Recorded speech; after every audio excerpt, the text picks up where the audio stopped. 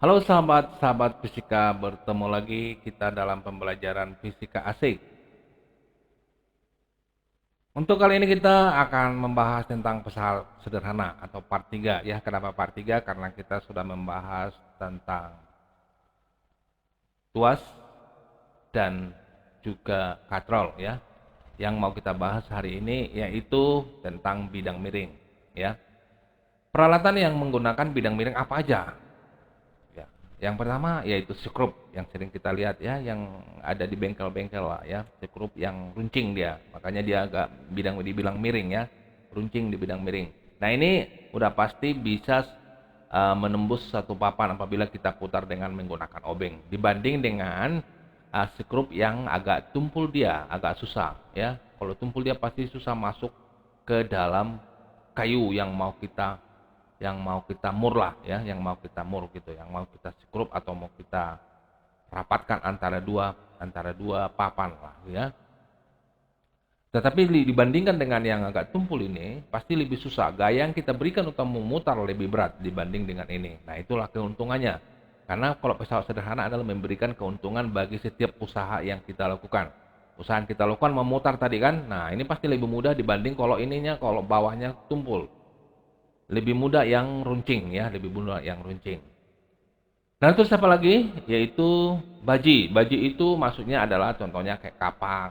Kapak tahu lah ya, pisau tahu dan paha tahu. Nah, coba nggak runcing kapak, pasti agak susah untuk membelah kayu. Nah, ini coba ini pisau eh, tidak runcing, pasti ibu-ibu akan setiap pagi akan marah-marah memotong sayur karena tumpul dia pisaunya ya. Tapi kalau dia tajam, runcing banget, nah dia akan sangat senang dan sambil bernyanyi untuk memotong sayur ataupun buah. Karena kenapa? Gampang dia, karena langsung dia nancap dia pisaunya dan langsung bisa membelah seperti membelah buah tadi ini ya. Nah, itu salah satu. Berarti lebih mudah ya, gayanya lebih gampang, gayanya lebih kecil untuk melakukan usaha pemotongan tadi. Nah, terus apa lagi?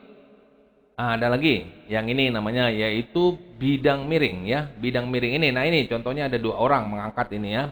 Tapi misalkan kalau dia sendiri mengangkat ini ya, tanpa mengangkat langsung ya gitu ya, tanpa ada bidang miring, tapi sebenarnya sendiri aja pun dia bisa mendorong sebenarnya ya, sendiri dia didorongnya ke atas ya. Dia ini akan lebih mudah ya, lebih mudah. Atau mungkin barangkali berdua ini walaupun mengangkatnya langsung, kalau diangkat langsung dia kalau diangkat langsung misalkan diangkat dia prap sini, mungkin mereka berdua tidak sanggup mengangkatnya gitu dia. Tidak sanggup mereka berdua, tapi mereka mengakali lah dengan cara membuat suatu bidang miring. Nah, dari bidang miring ini digeser dia, dipindahin, dan ternyata bisa gitu loh. Berarti logikanya dengan bidang miring kita bisa memudahkan usaha kita gitu ya, pekerjaan kita gitu loh, dengan bidang miring ya.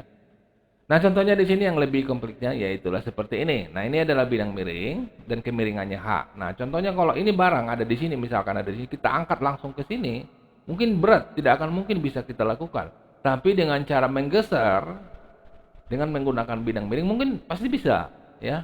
Nah, itu berarti dengan demikian bidang miring ini, papan bidang miring ini salah satu mempermudah pekerjaan kita. Makanya termasuk pesawat sederhana, ya. Nah, oke, dengan demikian ini ada yang perlu kamu tahu di sini adalah variabel-variabel yang kita butuhkan di sini nanti, yaitu variabel bidang miring, yaitu panjangnya berapa panjang lintasannya, itu S, ya, dinamakan dengan S. Terus berapa ketinggian bidang miring itu? Nah, kita bikin itu variabelnya H. Terus gaya tariknya kita bikin F. Oh, boleh mendorong nggak Pak ini? Boleh. Mendorong dari sini juga boleh. Yang penting sejajar dengan perpindahan, ya. Arah gayanya sejajar dengan perpindahan. Dan W ini adalah beban ataupun berat, ya, berat benda tersebut. Ini bebannya, ya. Nah, itulah variabel-variabel keempat ini adalah harus kita mengetahui di dalam nanti ada suatu permasalahan ataupun soal, ya, harus kita lihat dulu dia. Nah, untuk itu bagaimana keuntungan mekaniknya? Keuntungan mekaniknya tidak jauh beda dengan pesawat-pesawat sederhana yang sudah kita bahas, bahwa KM sama dengan beban per gaya atau beban per kuasa, ya, atau berat per gaya, boleh ya. Dan ini satuannya Newton, Newton, Newton. Tapi KM tidak ada satuannya. Nah, terus yang berbeda itu sama yang lain, sama pesawat-pesawat yang lain, yaitu tuas sama katrol. Bahwa di sini yang dilihat adalah panjang sisi miringnya gitu S. Ini panjang sisi miring dibagi dengan ketinggiannya. Nah, itu juga termasuk keuntungan mekanik pada bidang miring. Nah, kalau memang demikian, kalau memang itu sama, yaitu W per F sama S per H, berarti boleh dong kita tulis dia dalam bentuk seperti gini. W sama dengan W per F, sorry ya. W per F boleh kita tulis itu sama dengan S per H. Nah, ini bisa per H ya, sorry ini per H. Ini per H ya. Nah, ini boleh kita bikin rumus begini gitu loh. Menjadi persamaan yang satu lagi gitu dia. Kenapa? Karena ini KM juga, ini juga KM gitu loh. Berarti bisa kita samain dia. W per F sama dengan S per H. Oke? Nah, untuk keterangan-keterangan daripada variabelnya itu adalah bahwa pertama yaitu KM itu apa? Keuntungan mekanik. Nggak ada satuannya ya. W itu adalah beban, satuannya Newton. F itu adalah kuasa atau gaya, satuannya Newton. Terus S itu adalah panjang sisi miring, satuannya meter, atau boleh juga cm ya, boleh cm juga ya.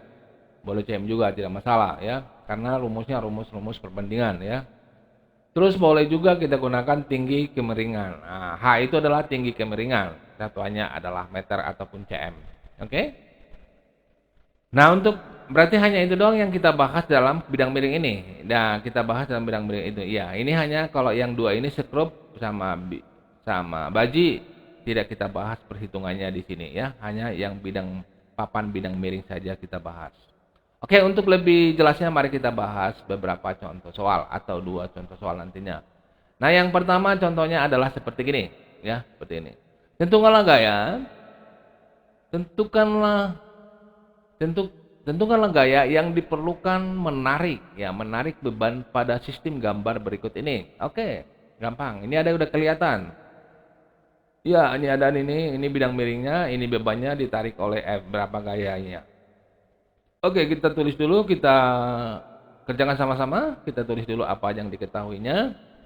Nah, yang diketahuinya itu W atau beban 150 Newton. Terus apalagi S-nya 9 meter, ini 9 meter nih, lihat nih, bidang miringnya.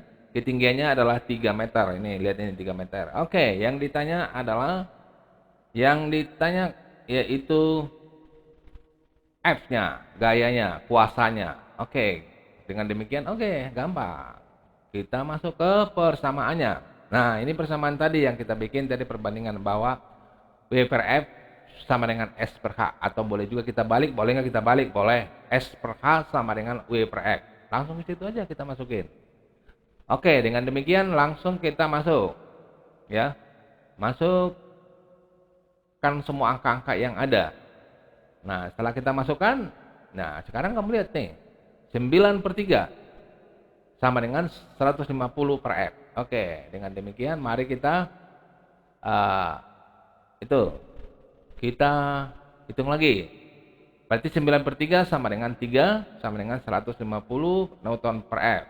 Oke, kita lanjut. Berarti F sama dengan 150 N per 3 sama dengan 50 Newton. Dan ternyata gaya yang diberikan di sini adalah sebesar 50 Newton. Itu udah bisa memindahkan benda ini ke atas gitu loh. Ya, udah bisa memindahkan benda ini ke atas. Dan mungkin kalau kita angkat dari sini ke sini mungkin lebih, pastilah. Pasti lebih daripada 50 Newton. Bisa-bisa 75 Newton, ya, bisa juga 75 Newton, ya. Ya. Bisa-bisa 75 Newton yang diperlukan gaya untuk mengangkat dari sini ke atas. Oke? Nah, itulah pertanyaan yang pertama. Ya, pertanyaan pertama. Nah, sekarang pertanyaan atau contoh yang kedua. Nah, ini. Perhatikan gambar sistem di samping, ya. Perhatikan gambar sistem di atas. Di samping ya. Menaikkan benda 260 Newton. Tentukanlah keuntungan mekanik, besar gayanya. Oke, tapi di sini bidang miringnya tidak diketahui. Nah, kamu semua harus mikir, wah, ini gimana lagi ini? Kamu harus mikir ya. Pikirkan itu. Ini bidang miringnya nggak diketahui. F-nya juga nggak diketahui. diketahui hanya ini saja. Nah, bagaimana kita mencari keuntungan mekanik? Nah, kamu mikir, pasti sudah ada yang tahu ya. Pasti sudah ada yang tahu. Saya yakin. Yaitu dengan menggunakan untuk mencari bidang miringnya apa kamu gunakan? Halo, yaitu dengan menggunakan Pitagoras, gitu dia. Ini kita misalkan X ini ya. Ini kita misalkan X dia ini. Nah, X sama dengan 12 meter, H sama dengan 5 meter, W-nya sama dengan 260 Newton, terus KM-nya berapa, F-nya berapa. Nah, sekarang kita masukkan dengan Pitagoras.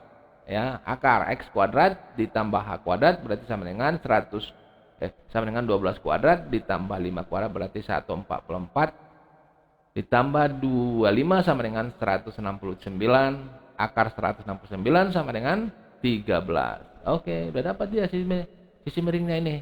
Berarti sisi miringnya ini adalah 13. Ya kan? Halo teman sejawat. Ya. Berarti sisi miringnya ini adalah, boleh kita tulis ini adalah 13 ini. Berarti ini 13. Nah, kalau udah dapat dia 13 dia, berarti bisa dong kita menghitung berapa keuntungan mekaniknya. Nah, maka dengan demikian, keuntungan mekaniknya adalah S per H, berarti 13 per 5. 13 per 5 berarti 2,6. Tidak ada satuannya? Tidak ada. Ya, KM itu tidak memiliki satuan, sehingga dia juga tidak memiliki dimensi. Ya. Oke, kita lakukan lagi KM. Masuk kita ke KM lagi, gitu dia. Tentu untuk mencari F-nya nanti, ya. Untuk mencari M-nya lagi, masuk kita ke KM, ya. Ini kamu lihat ini KM sama dengan U per F, berarti ini bisa kita rubah rumusnya lagi, pindah tempat. Ini ke sini, ini naik ke sini, terus F-nya turun ke bawah. Jadi F sama dengan beban atau W per KM. Nah, kalau udah dapat seperti rumus begini, kita bentuk rumus seperti ini, kita tinggal memasuki angka-angka yang telah diketahui. Oke, tinggal masukin 260 dibagi 2,6. Sabaraha itu? Berarti sama dengan 100 Newton. Nah, 100 Newton lah yang digunakan gaya untuk menarik ini ke atas gitu loh. Ya, paham ya? Oke, sekian dan terima kasih. Nanti tugasnya hari ini hanya cukup mencatat materi ini di dalam buku catatan Anda sebagai referensi Anda untuk menghadapi ulangan-ulangan nantinya. Demikianlah penjelasan Bapak tentang pesawat sederhana bidang miring. Semoga apa yang Bapak jelaskan dapat dipahami dan mengerti dan bisa nanti mengerjakan soal-soal pada saat ulangan. Oke, sekian dan terima kasih. Terima kasih.